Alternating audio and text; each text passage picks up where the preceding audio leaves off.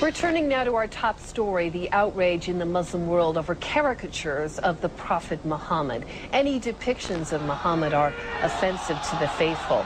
But in many Western nations, freedom of expression is a sacred right as well, including the freedom to express offensive ideas. Well, for some perspective on this, I spoke with columnist and author Christopher Hitchens and Ahmed Yunus with the Muslim Public Affairs Council. This is a debate. They do not pull any punches. And we began by talking about the decision of many media outlets, including CNN, to pixelate the images of Muhammad.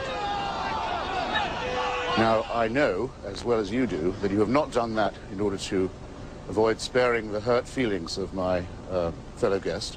You've done it because you're afraid of retaliation and of intimidation.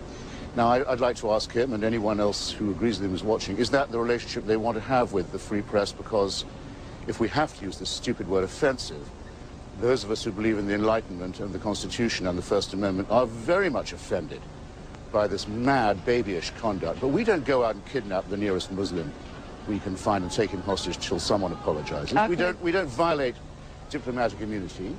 We don't, which is one of the most precious things in the international community, much more precious than the right of Muslims not to have their feelings hurt. The whole thing is a scandal, and we're all running scared from it. Okay, let's let Ahmed Yunus. Ahmed, jump in here. I know you want to respond. Yeah, absolutely. This is not about hurt feelings. It's about strategic discourse. The people that we see on TV are... well, hold on, Christopher. The people that we see on TV are less than 1% of the Muslim masses. The gravamen of the discussion here is the vast majority of Muslim moderates that are offended from their role in a post-9/11 and in a conflict-oriented situation, which is at the apex of counterterrorism, at the apex of an engagement, of a discussion of hearts and minds. Of course, freedom of expression stands, and no one is asking the Danish government to stifle expression. But yes, freedom of expression, yes, hold on, Christopher, freedom of expression and the responsibilities of discussion, the responsibilities of those with power and privilege to ensure that there is comity between different groups, a belated response by the government, and then a continuing of republishing and reprinting these cartoons. We have freedom of expression here in the United States, but the president and the major media have chosen not to engage. The Pope believes in freedom of expression, but he has condemned these cartoons. It's about strategic discourse. Christopher, I want to let Christopher in here. Christopher, I mean, what is this babble?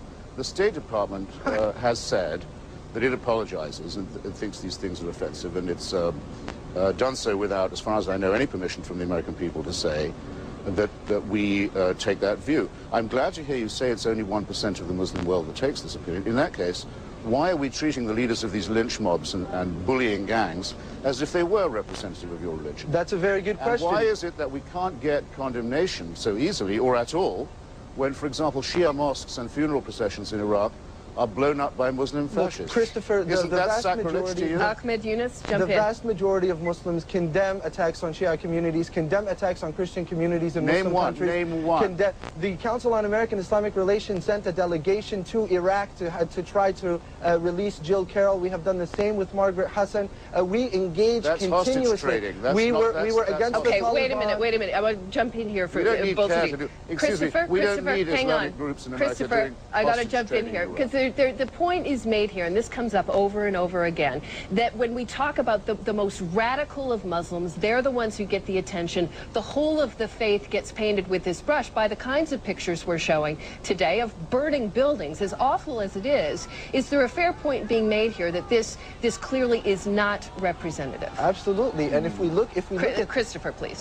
Well, that's for Muslims to decide. If they want to condemn this, they can, but actually a lot of Muslim governments have instead, and authorities, have instead joined the condemnation of the cartoons and urged the Danish government to bring pressure on the free press in Denmark. Because it's absolutely outrageous. They are opportunists. State actors and non-state actors that are taking this opportunity to pursue their ends is a different discussion. What we are discussing now is why would we offend the very identity of 1.2 billion people who are needed for us to end this era? No, that's not the question. That's not the question at all. Why are there anti-Semitic cartoons published all the time in certain Muslim press and Arab press? Let's talk about the anti-Semitic cartoons that are there all the time, and you don't see this kind of reaction from Jews who may be deeply, deeply offended. You're right. We are all offended, not just Jews. We are all offended when there are anti-Semitic cartoons, and these dictatorships that use the other to galvanize the bases within their countries to support them in their efforts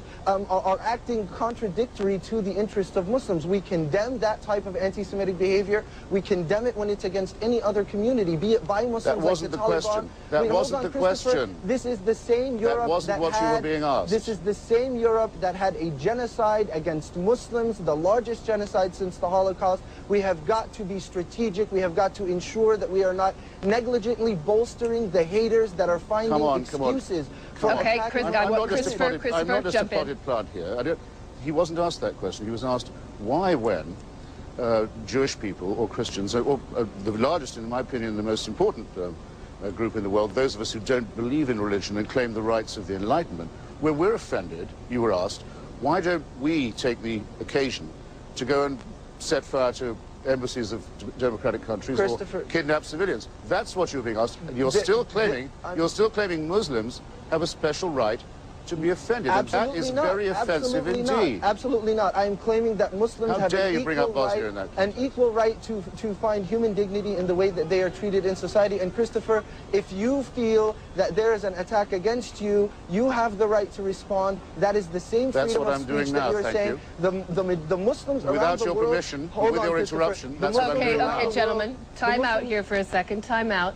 Christopher, I want to go back to the first point you made, and that is, how newspapers and news organizations make their decisions about this. And you mentioned, CNN's decision to pixelate these. You're right. I mean, partly based on fear of reprisals against our staff, but also partly based on fear of offending. And I want to put it to you this way. I mean, do non-Muslims have any obligation, in your view, to be respectful of this aspect of the Muslim faith and to make an extra effort not to offend? Look, I'm not asking for the right to slaughter a pig in a mosque, or to defecate on a Quran, or anything of this kind. I am saying, though, that religion makes very large claims for itself.